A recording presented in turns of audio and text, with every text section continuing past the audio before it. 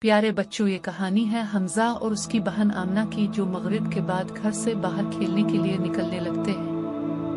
حمزہ اور اس کی چھوٹی بہن آمنہ دروازے کی طرف دوڑنے لگے۔ وہ مغرب سے پہلے کا آخری کھیل کھیلنا چاہتے تھے۔ حمزہ اور آمنہ کی ماں انہیں آواز دیتی ہے کہ ٹھہرو جا میرے بچوں۔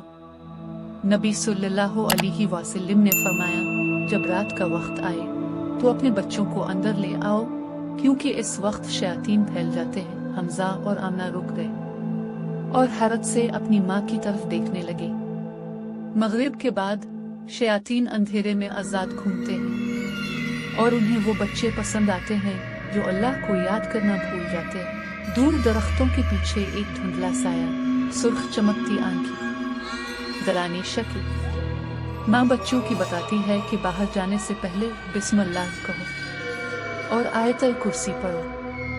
یہ ایک ایسی ڈھال بناتی ہے جسے کوئی شیطان نہیں توڑ سکتا۔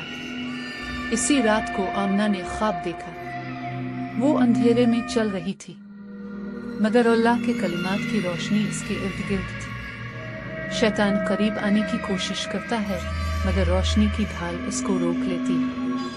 اگلے دن حمزہ اپنے دوستوں کو مغرب کے بعد باہر جانے سے پہلے احتیاطی تدابیر قرآن و حدیث کی روشنی میں بتاتا ہے۔ ہم اندھیرے سے نہیں ڈرتے، لیکن ہم اس کا ادب کرتے ہیں۔ شیطان ان بچوں کا روز انتظار کرتا ہے جو اللہ کو یاد کرنا بھول جاتے ہیں۔